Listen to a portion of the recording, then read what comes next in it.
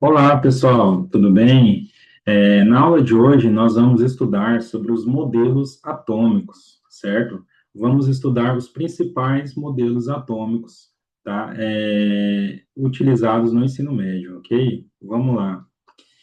Então, aqui, né, vamos passar uma pequena ilustração aqui de um vídeo que mostra uma sequência desses modelos, né? Primeiramente, temos o modelo de Dalton, né, que é esse modelo ilustrado aqui, tá? Ele é semelhante a uma bola de bilhar, tá? Quais são as características desse modelo?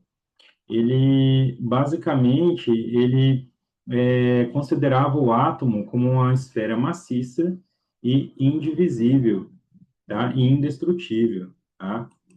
Então, por isso que ele ficou conhecido como modelo bola de bilhar, certo? Então, ele atribui essas características, tá? Bom, e depois, então, veio o Thomson, né? E propôs um novo modelo, que é esse modelo que nós podemos ver aqui, tá? Que ele assemelhou esse modelo a um pudim de passas, certo? Por que pudim de passas? Porque ele admitiu que o átomo, ele seria todo positivo, tá? E com os elétrons negativos, incrustados nele, certo? Então, as passas, então, seriam os elétrons incrustados, né, no pudim, no caso, a massa do pudim seria a carga positiva, ok? Bom, então, o Thomson foi o descobridor do elétron, tá? E as características dele são essas, né? Ele considerava o átomo como uma esfera, né, toda positiva com os elétrons ali incrustados nele, certo? Bom, posteriormente, então, veio o Rutherford, né, e formulou uma nova teoria, né, com os experimentos dele, tá, que ele formulou, então, o átomo como um modelo planetário, ou seja, ele assemelhou, né, ao nosso sistema solar. Ele considerou que o núcleo, né, a parte positiva, tá, que fica ali no centro, tá? Seria o Sol, e em volta teria os planetas, né, que são os elétrons girando, né, em torno do núcleo positivo, certo?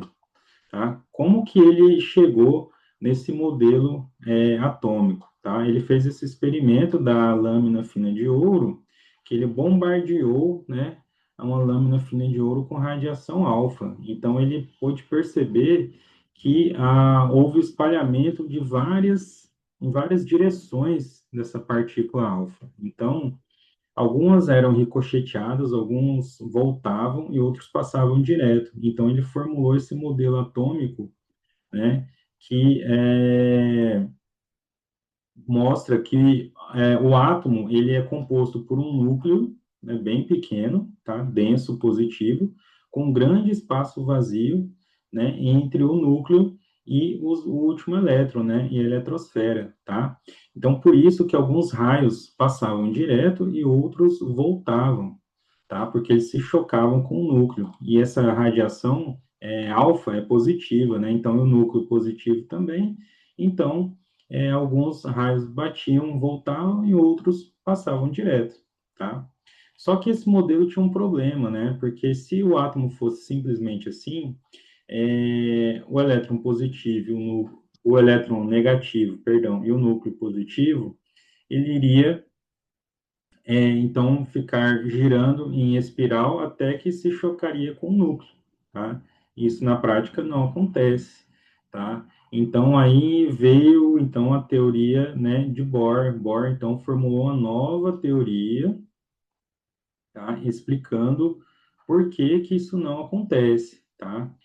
Então, ele formulou esse novo modelo atômico e explicou que isso não acontece porque os elétrons, eles têm as órbitas definidas, né? Então, cada elétron, ele tem a sua própria órbita definida, tá? Então, por isso que não há como o elétron colapsar com o núcleo, não há como ele se chocar com o núcleo, certo?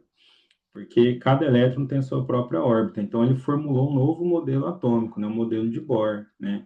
Que então ele falou que os átomos, que os elétrons, né, dos átomos têm órbitas circulares, né, circulares, e órbitas definidas em torno do núcleo, tá?